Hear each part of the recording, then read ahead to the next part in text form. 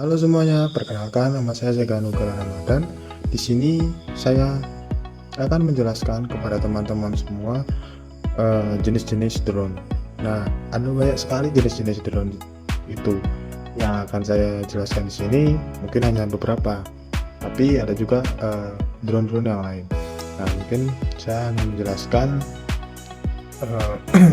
6 jenis drone. Nah, yang pertama itu ada drone multirotor.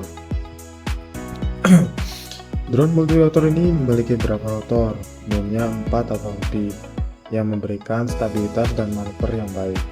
Nah, drone multirotor ini cocok untuk pengambilan gambar dan video dari udara.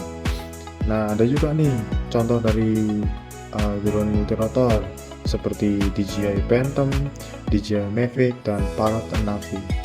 Nah, kelebihannya itu apa saja sih dari drone multirotor ini? Yaitu kelebihannya itu stabil dan mudah dikendalikan.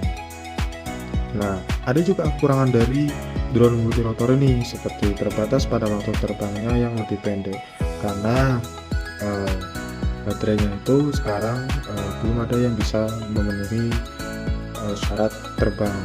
Dan yang kedua ada drone fixed wing. Nah, drone fixed wing ini menggunakan sayap tetap seperti pesawat terbang dan biasanya memiliki pendorong di belakang atau depan. Nah, drone fixed wing ini juga cocok untuk pemetaan wilayah luas dan pengawasan seperti pada bidang pertanian dan kehutanan. Mungkin tidak hanya di sektor pertanian maupun kehutanan, ada juga yang seperti tambang dan pada kelautan. Nah, contoh untuk pemetaan wilayah ini adalah untuk seperti tadi. Nah, ada juga nih contohnya apa saja sih drone fixed wing ini? Contoh drone fixed wing ini seperti Sensefly dan Parrot Disco. Kelebihannya ini apa saja sih dari drone fixed wing? Waktu terbangnya itu lebih lama dan lebih efisien untuk jarak jauh.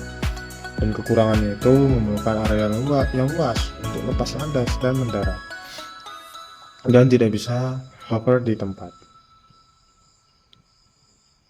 Yang ketiga ada drone hybrid VTOL, Vertical Take Off and Landing.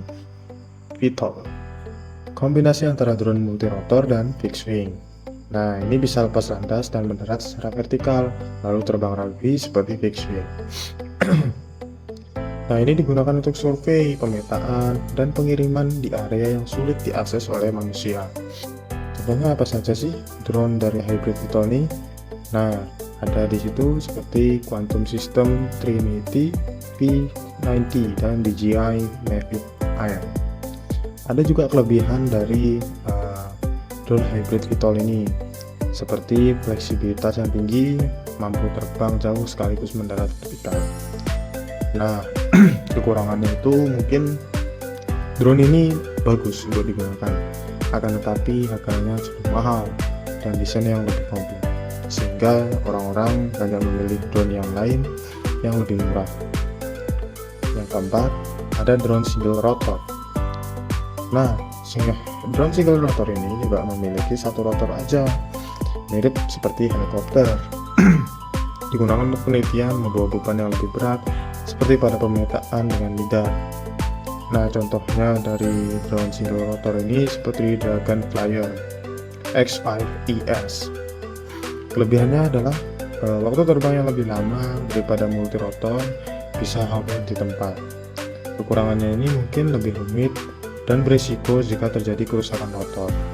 Nah, ada juga yang kelima, drone fixed wing hybrid.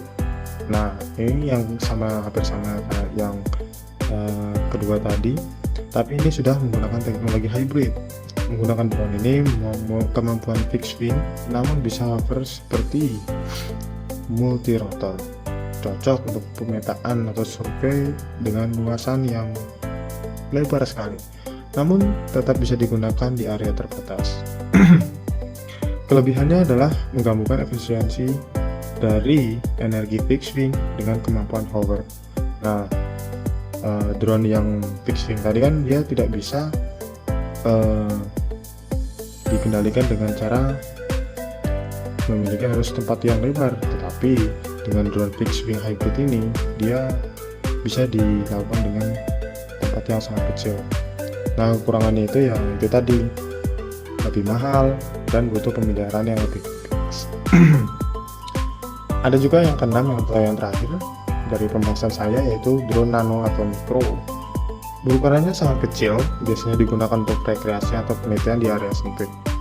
Digunakan untuk pengintaian atau pengambilan gambar di area yang sulit dijangkau.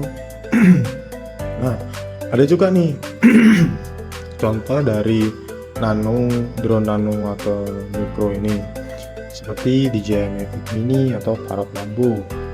Ini juga memiliki kelebihan dari drone nano ini, seperti mudah dibawa dan dioperasikan, dan kekurangannya itu memiliki rentang terbatas karena memiliki kapasitas baterai yang kecil dan rentan terhadap angin. Mungkin hanya itu yang bisa sampaikan, sedikit kata buat dari saya. Jadi setiap drone itu dirancang dengan kebutuhan tertentu, baik untuk penggunaan rekreasi, fotografi, dan pemetaan. Bahkan juga kita bisa melakukan penelitian. Nah, ini merupakan sebuah teknologi yang harus dikembangkan terus-menerus. Terima kasih, itu saja yang bisa saya sampaikan. Bye-bye.